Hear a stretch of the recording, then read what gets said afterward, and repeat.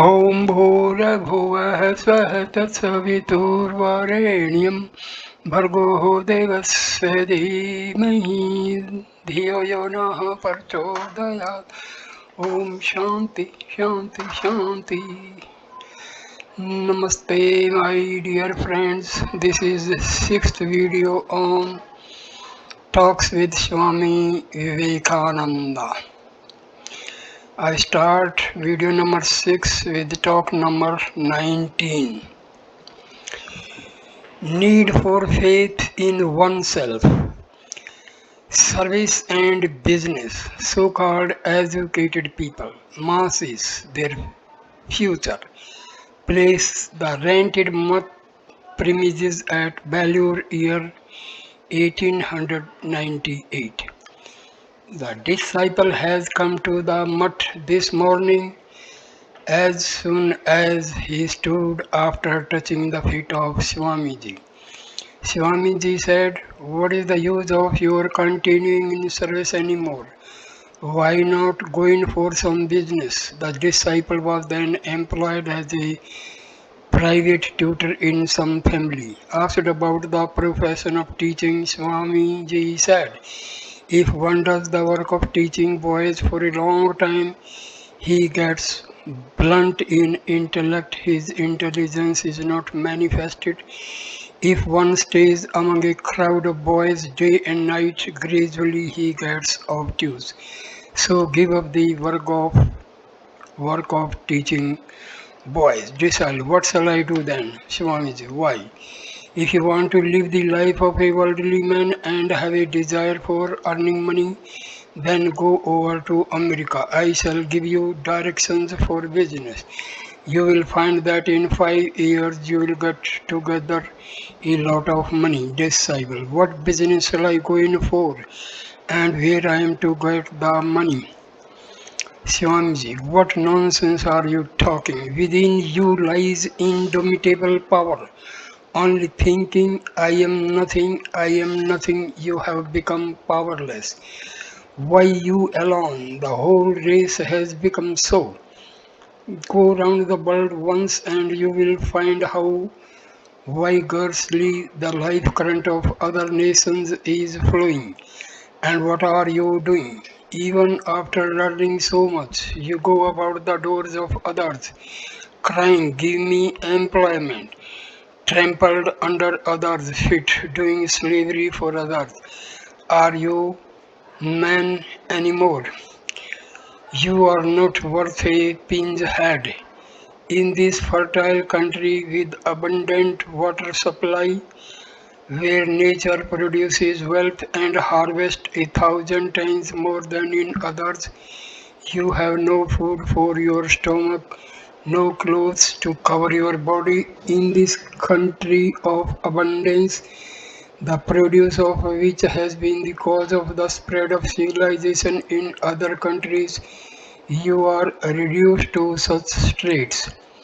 Your condition is even worse than that of a dog, and you glory in your Vedas and Vedanta. A nation that cannot provide for its simple food and clothing, which always depends on others for its subsistence, what is there for it to want about?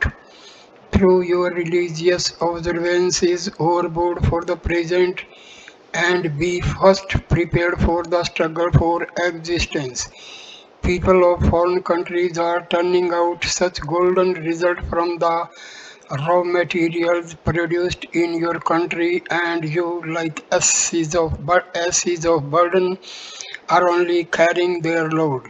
The people of foreign countries import Indian raw goods, manufacture various commodities by bringing their intelligence to bear upon them, and become great. Whereas you have locked up your intelligence, thrown away your inherited wealth to others, and roam about crying piteously for food. Disciple, in what way, sir, can the means of subsistence be procured? Swamiji, why, the means are in your hands. You blindfold your eyes and say, "I am blind," and can see nothing. Tear of the fall from your eyes, and you will see the whole world lighted by the rays of the midday sun. If you cannot procure money, go to foreign countries working your passage as a laskar. Take Indian cloth, towel, bamboo work and other indigenous products and peddle in the streets of Europe and America. You will find how greatly Indian products are appreciated in foreign markets even now. In America, I found some Mohammedans of the Hooghly district had grown rich by peddling Indian commodities in this way. Have you even less intelligence than they? Take, for example, such excellent fabric as the Banaras made saris of India, the like of which are not produced anywhere else in the world. Go to America with this cloth, have gowns made out of this fabric and sell them, and you will see how much you earn. Disciple, sir, why will they wear gowns made of the saris of Banaras? I have heard that clothes painted diversely are not to the taste of the ladies in those countries. Swamiji, whether they will receive them or not, I shall look to that. It is for you to exert yourself and go over there. I have many friends in that country to whom I shall introduce you. At first I shall request them to take this cloth up among themselves. Then you'll find many will follow suit, and at last you won't be able to keep the supply up to the enormous demand. Disciple, where shall I get the capital for the business? Swamiji, I shall anyhow give you a start. For the rest, you must depend on your own exertions. If you fail, you get to heaven, and if you win, you enjoy the earth. Gita. Even if you die in this attempt, well and good, many will take up the work, following your example, and if you succeed, you will live a life of great opulence. Disciple, yes, sir, so it is, but I cannot muster sufficient courage. Swamiji, that's what I say. My son, you have no shraddha, no faith in yourself. What will you achieve? You will have neither material nor spiritual advancement. Either put forth your energy in the way I have suggested and be successful in life, or give up all and take to the path we have chosen. Serve the people of all countries through spiritual instructions, then only will you get your dole of food like us. If there is no mutual exchange, do you think anybody cares for any other? You observe in our case that because we give the householders some spiritual instructions, they in return give us some morsels of food. If you do nothing, why will they give you food? You observe so much misery in mere service and slavery of others, still you are not waking up. And so your misery also is never at an end. This is certainly the delusive power of Maya. In the West, I found that those who are in the employment of others have their seats fixed in the back rows in the parliament, while the front seats are reserved for those who have made themselves famous by self exertion or education or intelligence. In Western countries, there is no botheration of caste. Botheration of caste. Those on whom fortune smiles for their industry and exertion are alone regarded as leaders of the country and the controllers of its destiny. Whereas in your country you are simply wanting of your superiority in caste till at last you cannot even get a morsel of food. You have not the capacity to manufacture a needle and you dare to criticize the English fools. Sit at their feet and learn from them the arts, industries, and the practicalities necessary for the struggle for existence. You will be esteemed once more than you will become fit. Then they too will pay heed to your words. Without the necessary preparation, what will mere shouting in the Congress avail? Disciple, but sir, all the educated men of the country have joined it. Swamiji, well, you consider a man as educated if only he can pass some examinations and deliver good lecture. The education which does not help the common mass of people to equip themselves for the struggle for life, which does not bring out strength of character, a spirit of philanthropy, and the courage of a lion, is it worth the name? Real education is that which enables one to stand on his own legs. The education that you are receiving now in schools and colleges is only making you a race of dyspeptics.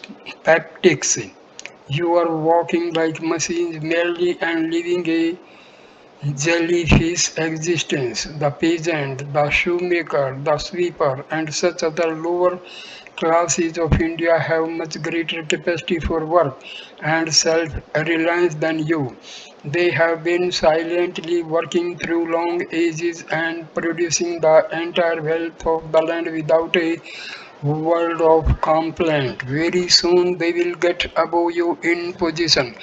Gradually, capital is drifting into their hands and they are not so much troubled with wants as you are. Modern education has changed your fashion, but new avenues of wealth lie yet undiscovered for want of the inventive genius. You have so long oppressed these forbearing masses, now is the time for their retribution, and you will become extinct in your vain search for employment, making it the be all and all of your life. Disciples, sir, although our power of originality is less than that of other countries, still the lower classes of India are being guided by our intelligence. So where will they get the power and culture to overcome the higher classes in the struggle for existence? Swamiji, never mind if they have not read a few books like you, if they have not acquired your tailor-made civilization. What do these matter? But they are the backbone of the nation in all countries. If these lower classes stop work, where will you get your food and clothing from? If the sweepers of Calcutta stop work for a day, it creates a panic, and if they strike for 3 days, the whole town will be depopulated by the outbreak of epidemics. If the laborers stop work, your supply of food and clothes also stops, and you regard them a low class people and want about your own culture.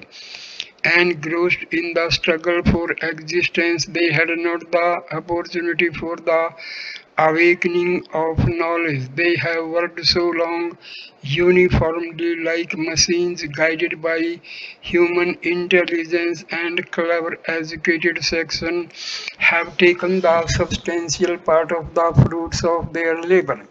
In our country, this has been the case, but times have changed. The lower classes are gradually awakening to this fact and making a united front against this, determined to exact their legitimate dues. The masses of Europe and America have been the first to awaken and have already begun the fight.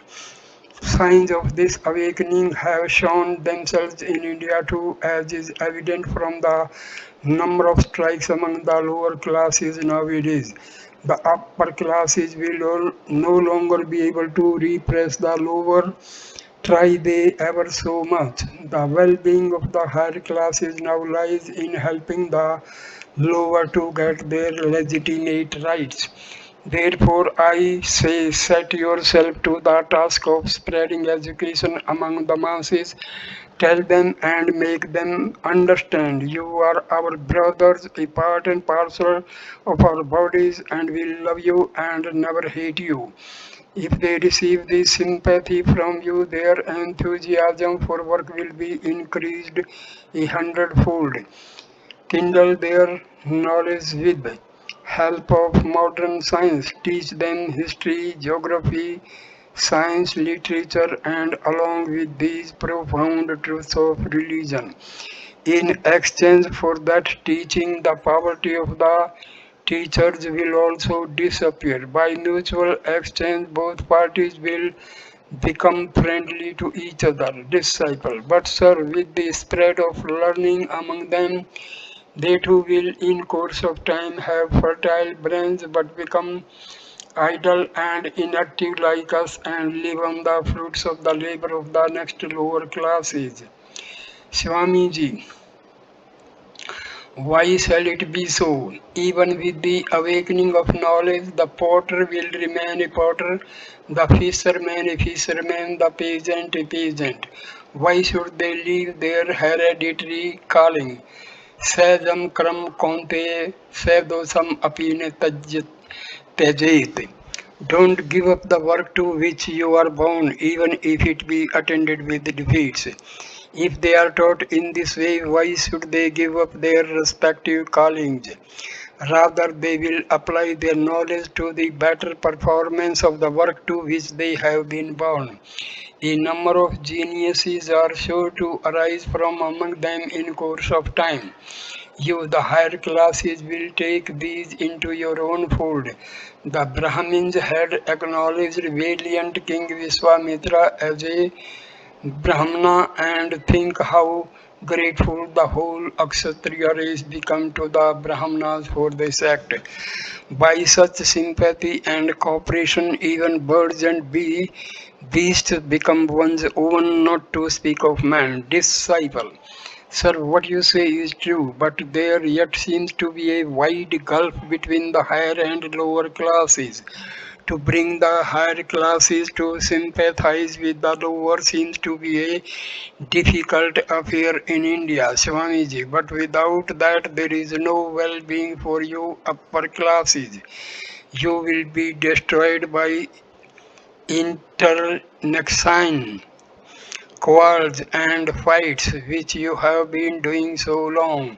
When the masses will wake up, they will come to understand o- your oppression on them, and by a puff of their mouth you will be entirely blown off. It is they who have introduced civilization amongst you, and it is they who will then pull it down.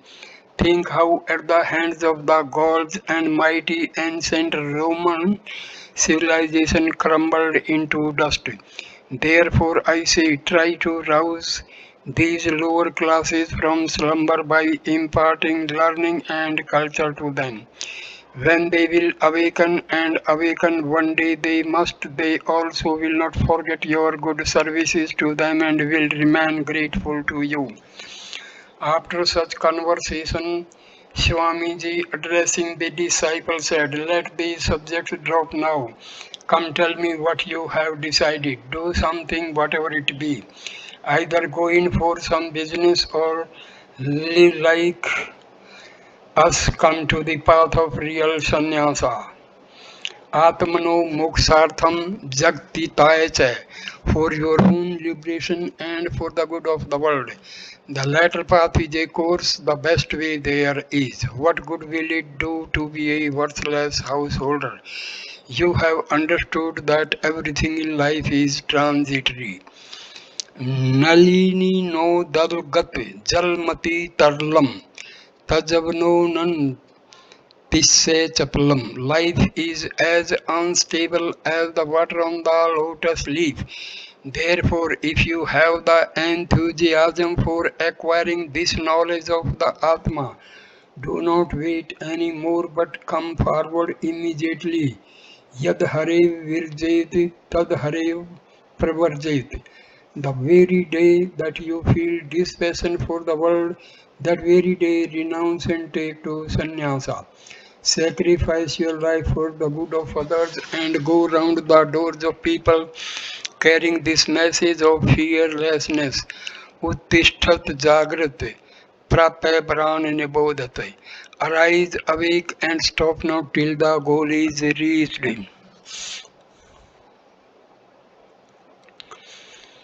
Talk number 20. At the Zoological Garden at Alipur, Darwin theory of evolution and Patanjali need for physical strength. Place Calcutta, year 1898. Swamiji, accompanied by Sister Nivedita, Swami Yogananda, and others, has come to visit the zoological garden at Alipur in the afternoon. Rai Ram Brahma Sanyal Bahadur, superintendent of the garden, cordially received them and took them round the garden. Swamiji, as he went on seeing the various species of animals, casually referred to the Darwinian theory of the gradual evolution of animals. The disciple remembers how, entering the room for snakes, he pointed to a huge python with circular rings on its body, with the remark, "From this the tortoise has evolved in course of time." That very snake, by remaining stationary at one spot for a long time, has gradually turned hard-backed. Saying this, he said in fun to the disciple, "You eat tortoises, don't you? Darwin holds that it is this snake that has evolved into the tortoise in the process of time. Then you eat snake too." The disciple protested, saying, "Sir, when a thing is metamorphed into another thing through evolution, it has no more its former shape and habits. Then how can you say that eating tortoises mean eating snakes also?" This answer created a laughter among the party. After seeing some other things, Swamiji went to Ram Brahma Babu quarters in the garden, where he took tea, and others also did the same. Finding that the disciple hesitated to sit at the same table and partake of the sweets and tea which Sister Nivedita had touched, Swamiji repeatedly urged him to take them, which he was induced to do, and drinking water himself, he gave the rest of it to the disciple to drink. After this, there was a short conversation on Darwin's evolution theory. Ram Brahma Babu, what is your opinion on the evolution theory of Darwin and the causes has put forward for it? Swamiji, taking for granted that Darwin is right, I cannot yet admit that it is the final conclusion about the causes of evolution. Ram Brahma Babu, did the ancient scholars of our country discuss this subject? Swamiji, the subject has been nicely discussed in the Sankhya philosophy.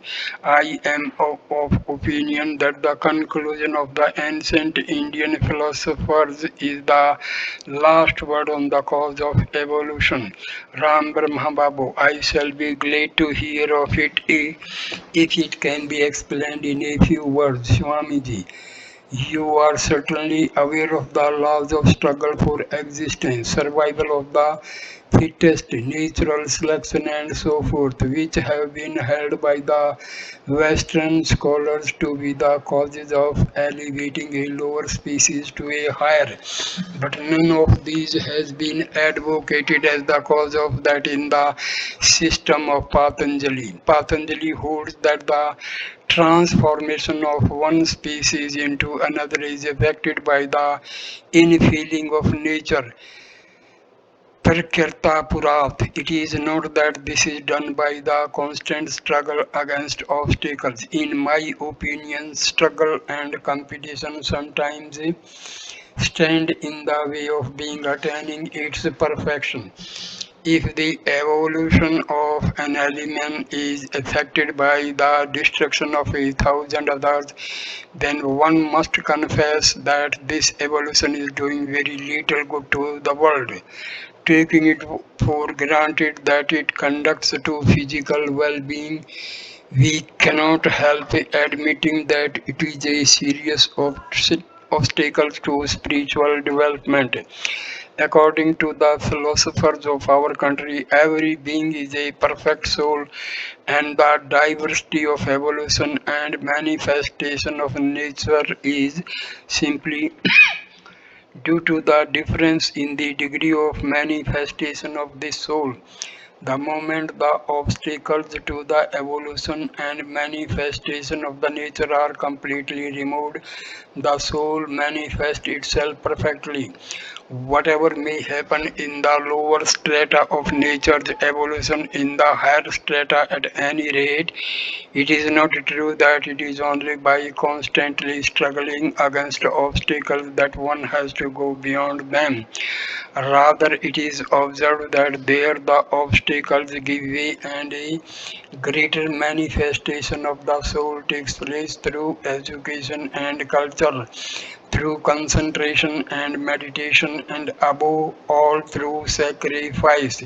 Therefore, to designate the obstacles not as the effects but as the causes of the soul manifestation and describe them as aiding this wonderful diversity of nature is not consonant with reason. The attempt to remove evil from world by killing a thousand evil doers only adds to the evil in the world. But if the people can be made to desist from evil doing by means of spiritual instruction, there is no more evil in the world. Now see how horrible the Western struggle theory becomes. Ram Brahma Babu was astonished to hear Swami's words and at length said, India badly needs at the present moment men well versed in the Eastern and Western philosophies like you. Such men alone are able to point out the mistakes of the educated people who see only one side of the shield. I am extremely delighted to hear your original explanation of the evolution theory. Shortly after Swamiji with party left for Bagh Bazar and reached Balaram Bose's house at about 8 p.m. After a short rest, he came to the drawing room where there was a small gathering, all eager to hear of the conversation at the zoological garden in detail. When Swamiji came to the room, the disciple, as the spokesman of the meeting, raised that very topic. Disciple, sir, I have not been able to follow all your remarks about evolution theory at the zoo garden. Will you kindly recapitulate them in simple words, Swamiji? Why, which points did you fail to grasp? Swamiji, you have often told us that it is the power to struggle with the external forces which constitutes the sign of life and the first step towards improvement.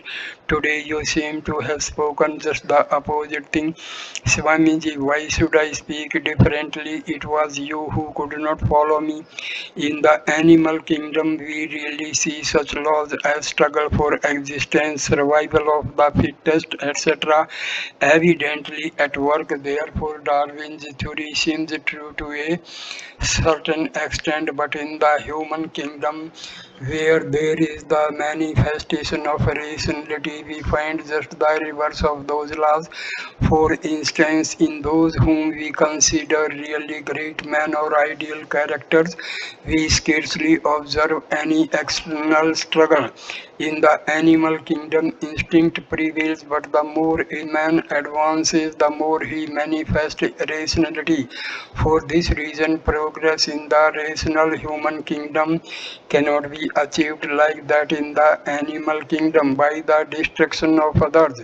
The highest evolution of man is effected through sacrifice alone. A man is great among his fellows in proportion as he can sacrifice for the sake of others. while in the lower state of the animal kingdom, that animal is the strongest, which can kill the greatest number of animals. Hence, the struggle theory is not equally applicable to both kingdoms. Man's struggle is in the mental sphere.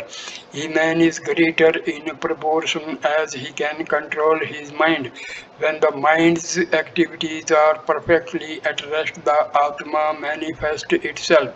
The struggle which we observe in the animal kingdom for the preservation of the gross bodily obtains in the human plan of existence for gaining mastery over the mind of for attaining the state of balance like a living tree and its reflection in the water of a tank. We find opposite kinds of struggle in the animal and human kingdoms. Disciple, why then do you advocate so much the improvement of our physique?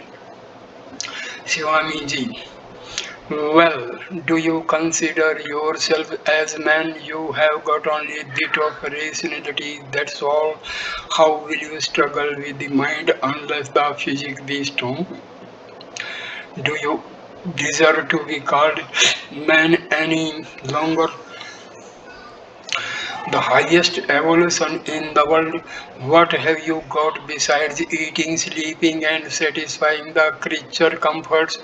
Thank your stars that you have not developed into quadrupeds yet. Sri Ramakrishna used to say he is the man who is conscious of his dignity. You are but standing witnesses to the lowest class of insect-like existence of which the scripture speaks, that they simply undergo the round of births and deaths without being allowed to go to any of the higher spheres. You are simply living a life of jealousy among yourselves and are objects of hatred in the eyes of the foreigner. You are animals, therefore I recommend you to struggle. Leave aside theories and all that, just reflect calmly on your own everyday acts and dealings and find out whether you are not a species of beings intermediate between the animals and human planes of existence. First build up your physique, then only you can get control over the mind. Nayam Atma Baldon and Labh, this self is not to be attained by the weak disciple, but sir, the commentator Sankara has interpreted the word weak to mean devoid of brahmacharya or continence. Swamiji, let him. I say the physically weak are unfit for the realization of the self. Disciple, but many dull-headed persons also have strong bodies. Swamiji, if you can take the pains to give them good ideas, once they will be able to work them out sooner than physically unfit people. Don't you find in a weak physique it is difficult to control the sex appetite or anger? Lean people are quickly incensed and are quickly overcome by the sex instinct.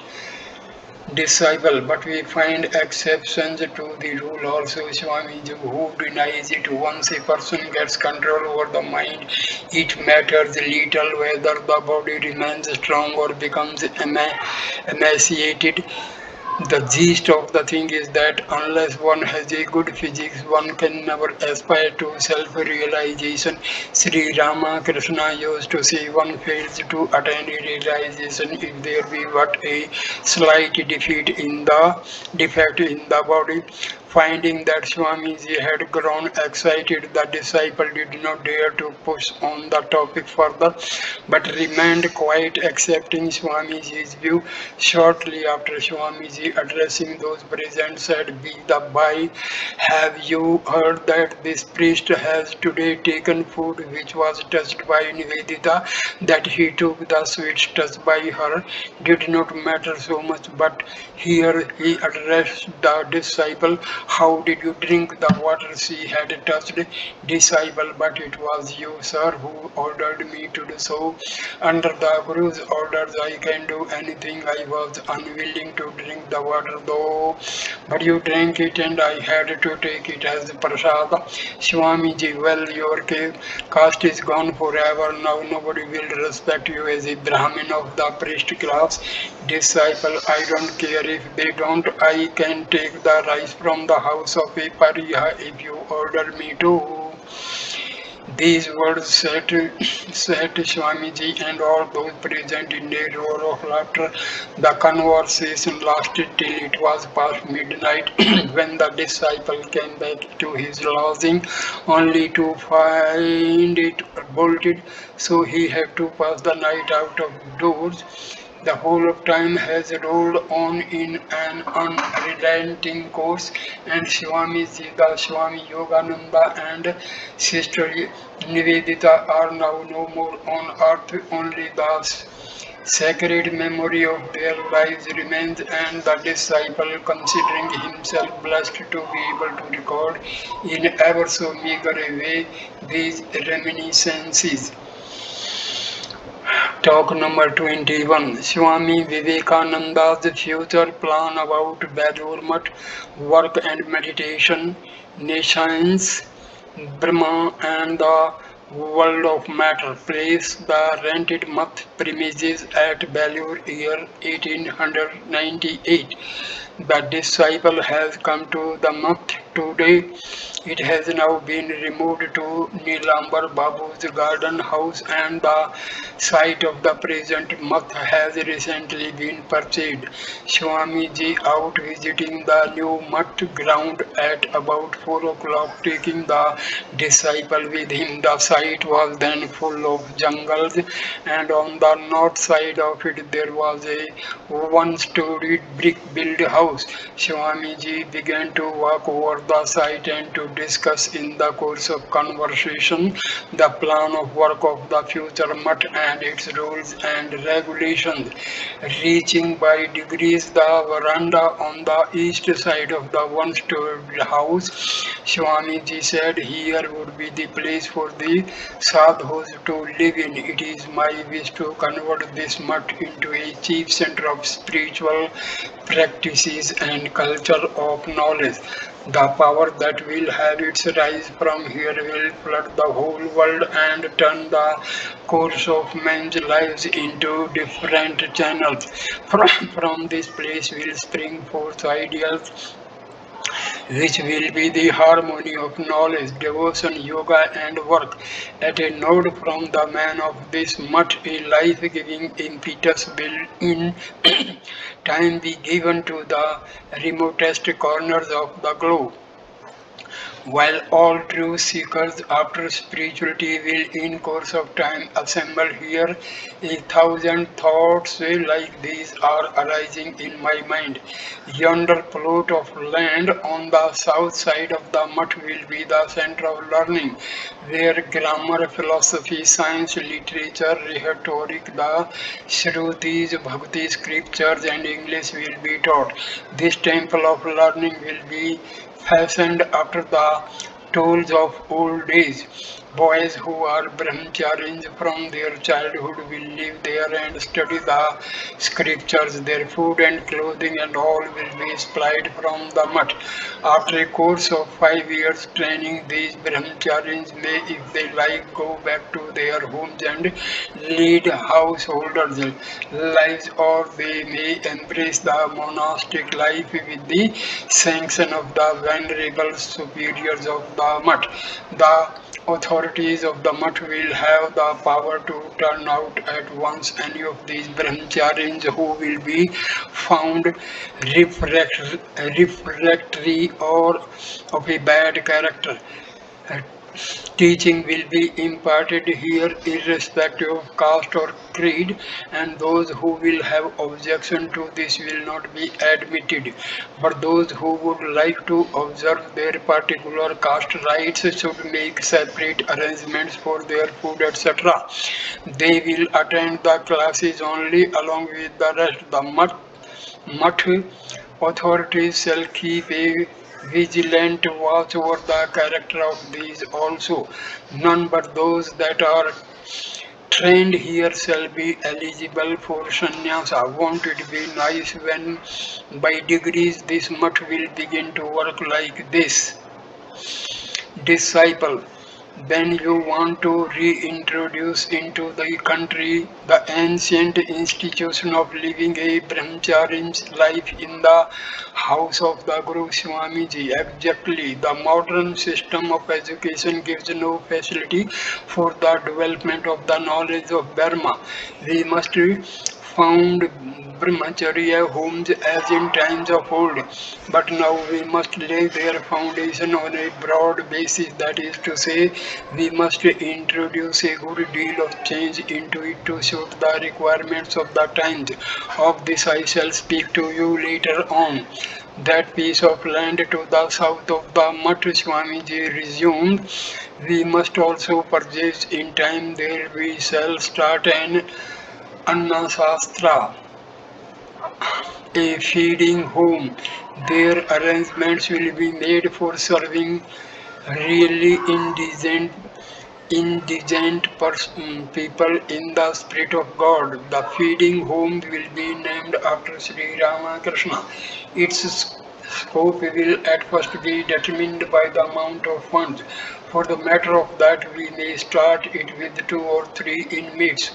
We must train energetic brahmacharis to conduct this home.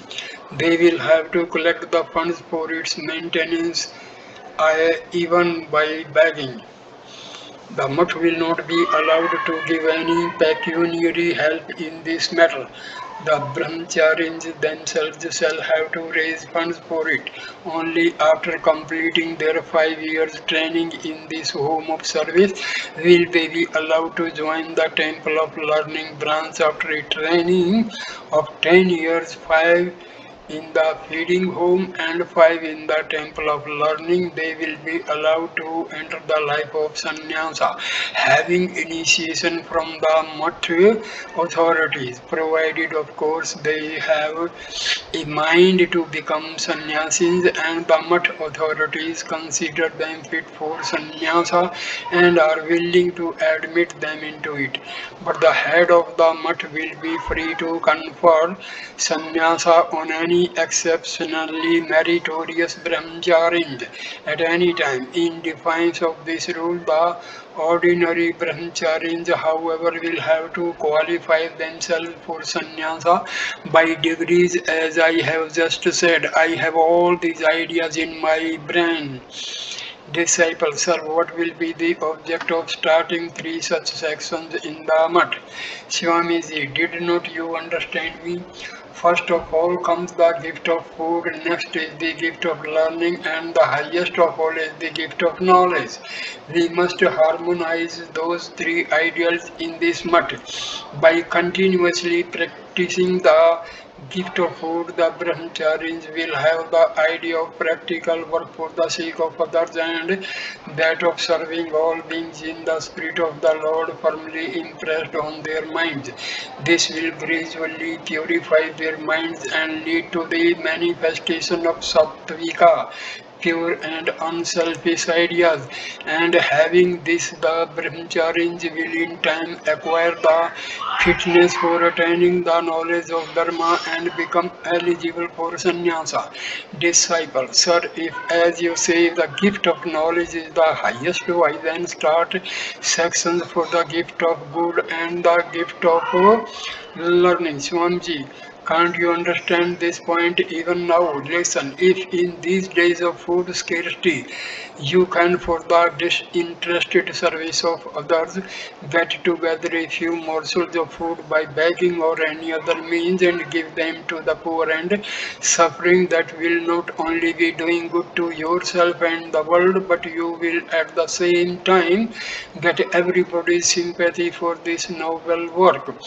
The worldly minded people tied down to lust and wealth will have faith in you for this labor of love and come forward to help you. You will attract 1,000 times as many men by this unasked for gift of food as you will be the gift of learning or of knowledge. In no other work will you get so much public sympathy as you will in this, in a truly noble work, not to speak of man. Even God Himself befriends the doer.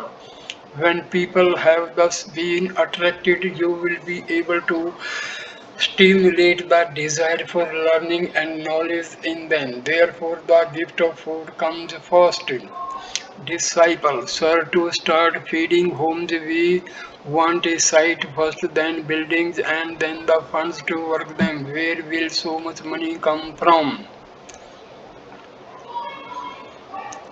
Swamiji, the southern portion of the mutt premises I am leaving at your disposal immediately, and I am getting a thatched house erected under that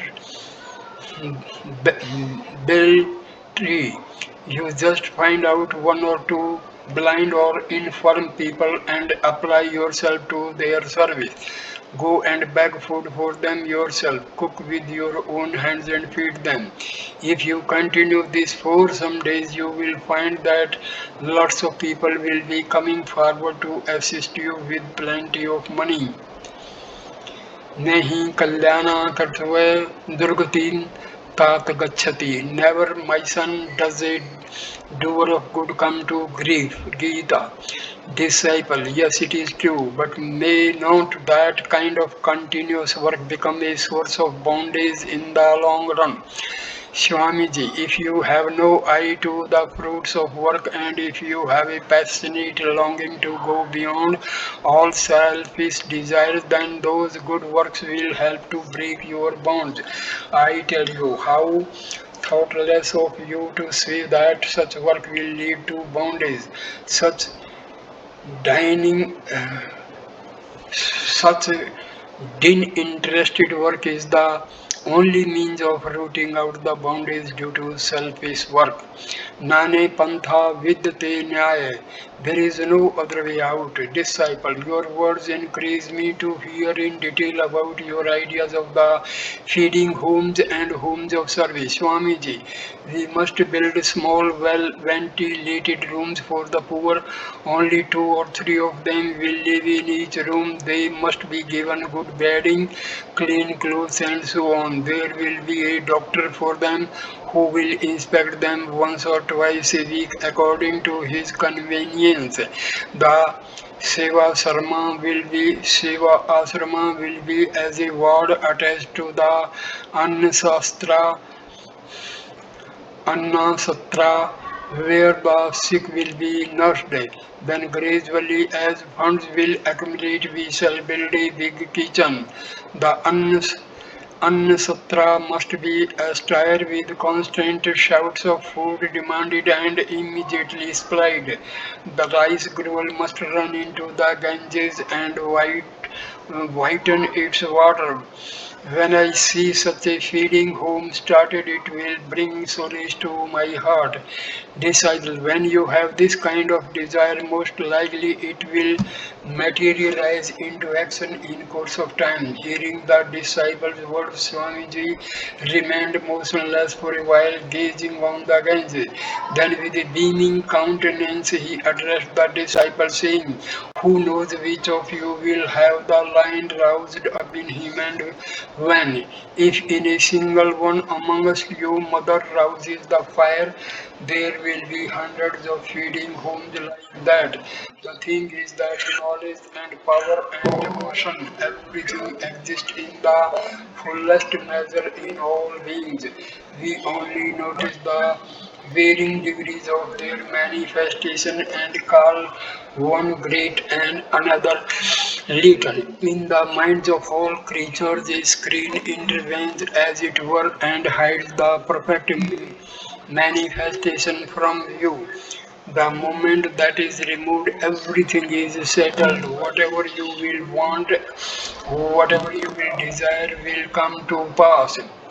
Swamiji continued, if the Lord wills, we shall make the mutt a great center of harmony.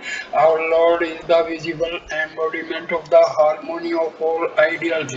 We will be established on earth if we keep alive that spirit of harmony here. We must see to it that people of all creeds and sects, from the Brahmin down to the Chandala, may come here and find their respective ideals manifested.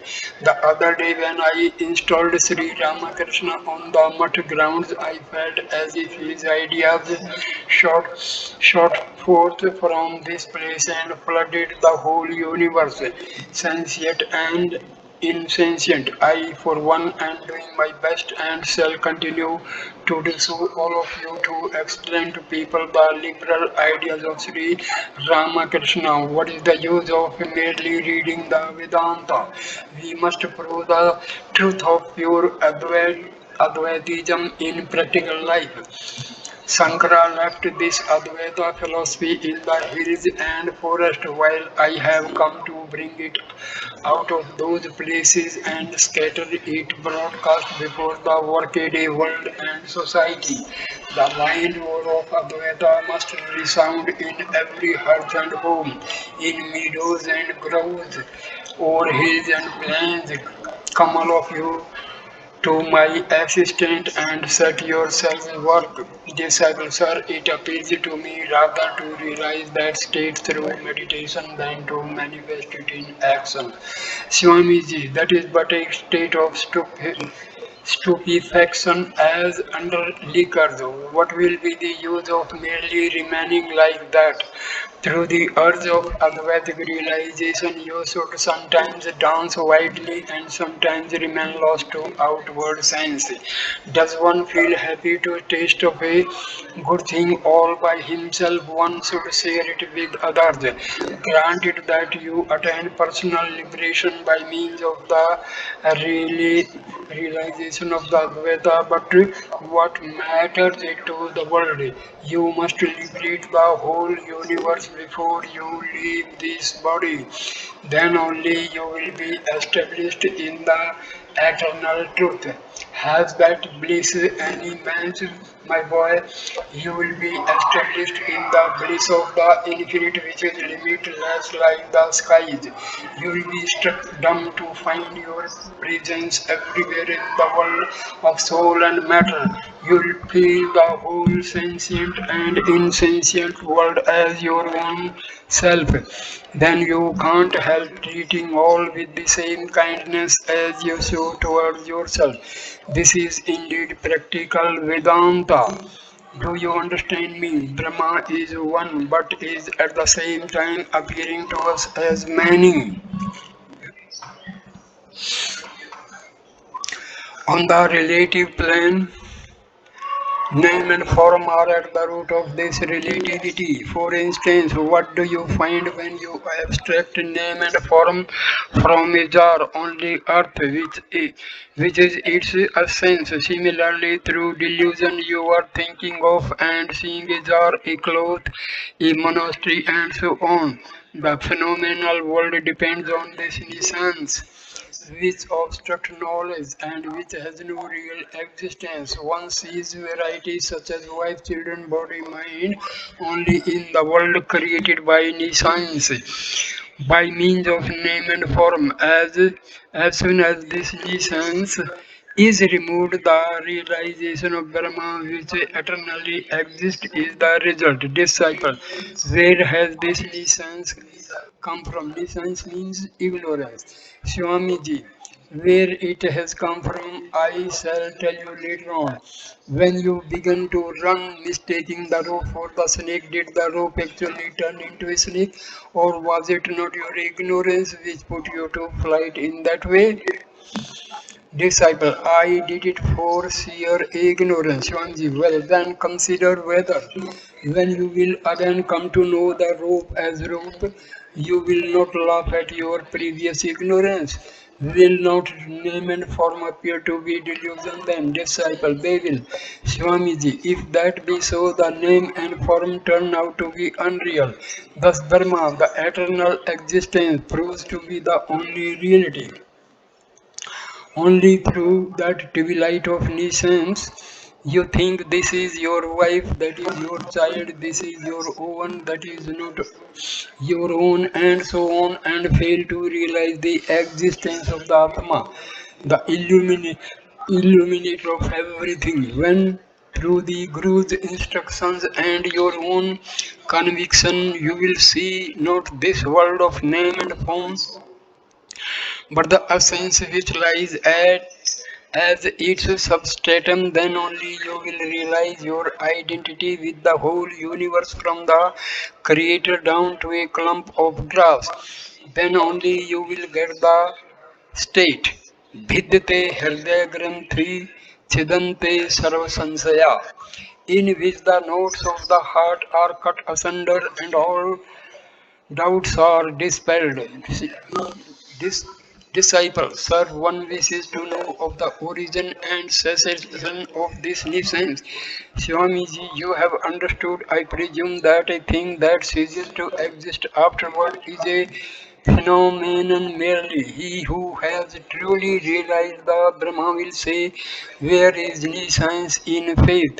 He sees the rope as rope only and never as the snake, and he laughs at the alarm of those who see it as the snake. For this reason, science has no absolute reality. You can call science neither real nor unreal. Sanyaya sanyaya bhuyatmika. No, neither real nor unreal nor a mixture of both. About a thing that is thus proved to be false, neither question nor answer is of any significance. Moreover, any question on such a thing is unreasonable. I shall explain how are not this question and answer made from the standpoint of name and form of time and space. And can you explain Brahma which transcends time and space by means of questions and answers? Hence, the Shastras and mantras and such other things are only relatively and not absolutely true. Ni science has verily no essence to call its own. How then can you understand it? When Brahma will manifest itself, there will be no more room for such questions. Have you not heard that story of Sri Ramakrishna about the shoemaker coolie? The moment one recognizes nuisance, it vanishes. Disciple, but sir, where has this nuisance come? Swamiji, how can that come which has no existence at all? It must exist first to admit the possibility of coming. Disciple, how then did this world of souls and matter originate? Swamiji, there is only one existence which Brahma. You are but seeing that under different forms and names through the veil of a name and form which are unreal. Disciple, but why this unreal name and form? Whence have they come? Swamiji, the Shastras have described this ingrained notion or ignorance as almost endless as a series, but it has a termination while Brahma ever remains as it is without suffering the least change, like the rope which causes the delusion of the snake. Therefore, the conclusion of the Vedanta is that the whole universe has been superimposed on the Brahma, appearing like a juggler's magic. It has not caused the least aberration of Brahma from its real nature. Do you understand me? There is some further explanation. Once a Brahmin, desirous of going to a disciple's house, was in need of a coolie to carry his load. Not finding anyone belonging to a good caste, he at last asked a shoemaker to perform the function. The man at first refused on the ground that he was a man belonging to an untouchable caste, but the Brahmin insisted on engaging him, telling him that he would escape detection by keeping perfectly silent. The man was at last persuaded to go, and when the party reached their destination, someone asked the shoemaker servant to remove a pair of shoes. The servant, who thought it Best to keep silent as instructed, paid no attention to the order, which was repeated, whereupon the man, getting annoyed, shouted out, Why, why dost thou not hear me? Sira, art thou a shoemaker? O master, cried the bewildered shoemaker, I am discovered I cannot stay any longer. Saying this, he immediately took to his heels. Now, originally.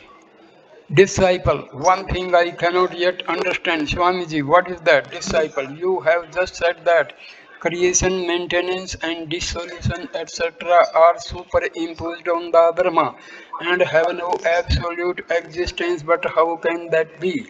One can never have the delusion of something that he has not already experienced, just as one who has never seen a snake cannot mistake a rope for a snake. So, how can one who has not experienced this creation come to mistake Brahma for the creation? Therefore, creation must have been or is to have given rise to the delusion of creation, but this brings in a dualistic position. Swamiji, the man of realization, will in the first place refute your objection by stating that to his vision, creation and things of that sort do not all appear. He sees Burma and Burma alone. He sees the rope and not the snake. If you argue that you at any rate are seeing this creation or snake, then he will try to bring home to you the real nature of the rope with a view to curing your defective vision. When through his instructions and your reasoning you will be able to realize the truth of the rope or Burma, then this delusive idea of the snake or creation will vanish at that time. What else can you call this delusion, idea of creation, maintenance, and dissolution, but a superimposition on the Brahma? If this appearance of creation, etc., has continued as a beginningless series, let it do so. No advantage will be gained by settling this question. Until Brahma is realized as vividly as a fruit on the palm of one's hand, this question cannot be adequately settled, and then neither such a question crops up nor is there need for a solution. The tasting of the reality of Brahma is then like a dumb man tasting something nice but without the power of express his feeling. Disciple, what then will be the use of reasoning about it so much? Swamiji, reasoning is necessary to understand the point intellectually, but the reality transcends reasoning. Nesam tarkan matira meya. This conviction cannot be reached through reasoning. In the course of such conversation, Swamiji reached the matter accompanied by the disciples. Swami then explained to the sannyasis and brahmacharis of the mutt the gist of the above discussion on Brahma. While going upstairs, he remarked to the disciple, Nayatma balhinan labhya. This Atma cannot be attained by the weak. So here I end the video. Please like, comment and share the video and subscribe the channel. Namaskar my dear friends, namaskar. And next video will start with talk number 22. Thanks a lot. Namaskar.